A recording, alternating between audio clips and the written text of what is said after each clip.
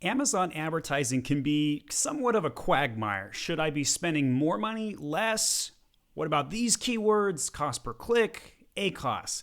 In this video, I'm going to be talking about the philosophical ground that you need to defend in your Amazon ads. Keywords that are so important that you must be advertising on them for your product to survive in the ecosystem. My name is Stephen Pope, and this is my Amazon Guy. So I'm going to show a couple of examples of areas where we are advertising on keywords or a brand is advertising on keywords to make sure that they cover and win this ground. So here in this first example, the term bulk crayons. This is a really important term for somebody who sells bulk crayons. And a typical crayon keyword like crayon for kids or Crayola or some of those related keywords are not effective as much as they would be for this particular type of product. And that's because, and you can see there are competitors right here. Even when you type in bulk crayons, you're seeing a lot of competitors with lots and lots of crayons, 144. In this case, you got Crayola showing up with some 24 packs, and the list goes on. You can kind of see down this list. So what I'm trying to express here is that this is a keyword where the ACOS is comfortably higher, and that's acceptable for the business. And that's because that is the whole point of their business. They sell bulk crayons. And so I'll go to one of the listings to kind of show and demonstrate that. You can see that they sell 50 packs of four crayons in some plastic here. Here's a box full of bulk crayons, right? And so this is territory that this brand must defend to continue growing and accelerating on Amazon. And there's, companies like restaurants and education systems and schools are going to be the target audience for who's going to be buying this. So you can see in the title, back to school supplies for teachers and kids. You got restaurants focused it in here because a typical mom at home with a couple of boys under the age of 10 or whatnot, they're not necessarily going to be looking for a box of bulk crayons. That's not the target demographic here. But a restaurant where they want, quite frankly, cheap crayons, as high quality as they can be, but they're cheap in nature, and they can be one-time use and thrown away, given to somebody as a patron, a family who comes in and is going to drop $40 or $50 on a family meal, and they've got a couple kids and need to give them something to do, right? So this is like that target demographic. So the reason why I'm spending so much time to set this conversation up is because if you are advertising a product, chances are there is going to be somewhere between 3 and 10 keywords that you must advertise on 24/7 and win. And if you don't do that, your brand will shrink, right? There are many dozens and dozens and potentially hundreds of keywords where you need to advertise on where you have to make a profit. And this is a set of conversation or keywords where I'm saying it's okay to advertise at a loss, because acquiring a customer for these key keywords will pay dividends and will help your product rank in organic.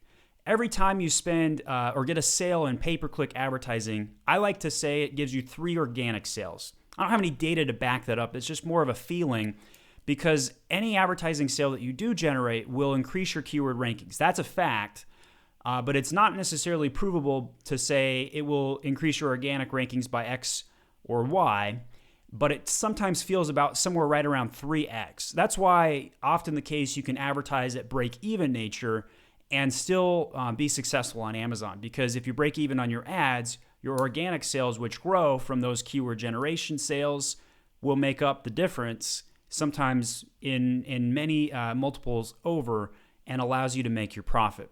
So here's a second example. So this is a brand, New Wave Swim Buoy, and this term, swim buoy, is going to be defended to the death. It is not a keyword that they will stop advertising on at any point in time. They're going to advertise in the middle of winter for this keyword. They are going to advertise at a loss. They're going to defend the ground here. And you can see New Wave Swim Buoy is plastered on this keyword. They've got the headline ad, really nice looking new custom image ad. By the way, that's a brand new feature. If you haven't got custom ads up, you need to. They rolled it out on mobile, I want to say 4 or 5 weeks ago, and on desktop like a week or a week and a half ago. So it's fairly new. You can see, let's go back to the Cran King example here. You can see this is another example of the custom brand image there. Makes a really big difference on click-through and curiosity and the CTR rates. So you can see here is another example of New Wave Swim Buoy dominating this keyword. They have 4 ad locations in sponsored products. They have the headline ad. They have the number 1, number 2 organic slots, and various other organic slots down the pipeline here. Then they've got some competitors that are showing up in slot 2 through 6 and 2 through 5. So that is another example of a keyword that a brand is going to advertise on no matter what. And that's because it's really important to the brand. They're going to shrink if they don't advertise on it. It is not like you can't do this for every term ever, right? If there was a commodity product, let's say you're selling an apple slicer, this strategy will not work. Like you can't win and defend that territory. So the more competitors that are in a particular keyword, the less the strategy will work. But if you're selling something that is your number 1 seller, that incorporates everything that you need to make sure that your brand is growing, one of the things you have to think about is that Amazon's not just a platform to sell on. I'm going to say that one more time. It bears worth repeating. Amazon is not just a platform to sell on. It's also a platform to market on. And you can get cheaper cost per click and cheaper impressions on Amazon than you can with Google Ads and with Facebook, Google Display. And quite frankly, an Amazon impression is probably way more valuable than it is on Facebook, where somebody wasn't even in the mood to buy. It's better than a Google impression because they could be way higher in the funnel. If somebody's on Amazon, they are already signaling purchasing intent. So if you market your item and you're advertising on select keywords, whether that person purchases or not, and you dominate their feed, so to speak, and you're always showing up every time they search for that related keyword, they're going to think of you synonymously with that keyword as your brand, right? So anytime somebody's coming in for a swim buoy, they're going to think of New Wave Swim Buoy. They are equivalent. It could basically be the name of their brand. That's how important it is for that brand. Same thing with Bolt Crayons. Their brand name could be Bolt Crayons. That's how important it is to them. Amazon is really the only platform that combines marketing and sales. You can both buy on the platform and hit consumers who may not be ready to purchase. Maybe they go to your website and look for further details. And quite frankly, Amazon recently rolled out Amazon Social as well. So when you go to listings, especially when you're on your mobile phone, you're now seeing impressions for brands in Amazon Social. If you haven't done Amazon Social yet, you need to check that one out. We'll put a video link in the description because that's definitely something that's really easy to launch and generates thousands of new impressions. A lot of advertising automated tools, they are programmed to reduce wasteful spending. The problem is those tools, they don't necessarily know what is wasteful spending other than ACOS measurements. And so the automatic campaigns that Amazon builds, as well as the bid up and down functionalities that you find in a campaign structure, they are insufficient for this technique. You need to build out a manual campaign to make this work, and you need to make sure it's a fixed bid. You want to defend these keywords without losing impressions, without Amazon using its algorithm to bid down on these keywords. So on the screen here is the campaign settings, and to get here, whenever you create a campaign, you just go back into the campaign and go to campaign settings. You can do this when you first create one, or you can come back and edit one after it's generated. And in here, here is the campaign bidding strategy types. So when you're setting up your ground you're going to defend on these keywords that we've talked about in today's video, you want to make sure you set them up as fixed bids. And sometimes you might even want to bid up a little bit, maybe 100% for top of search as well. Because these keywords are so important for your brand. You want to be at the top of search all the time.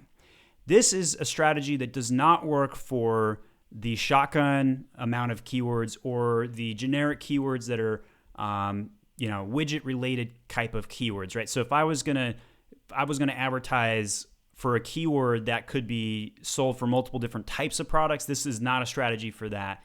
This is your best 3 to 10 keywords you're going to defend ground on at all costs. So you're going to do a fixed bid. You're going to put a high bid in place, usually north of $1. And some categories might be higher than that, especially if you're in beauty or another competitive category. And then top of search, you might want to bid that up as well. So this is a very abstract conversation. It's not really easy to palette this in one sitting.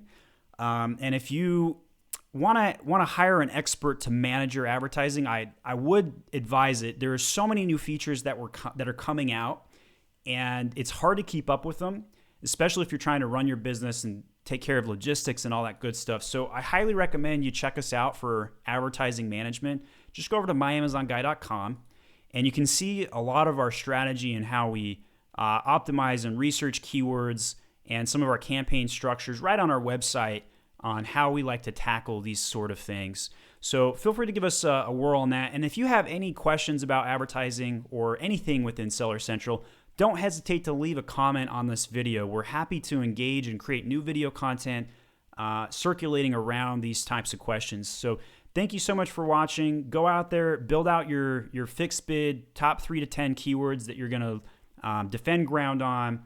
Make sure they're manual keywords, not auto, so you have improved CTR and a stable presence on those, and it will help your brand grow. My name is Stephen Pope, and I am My Amazon Guy.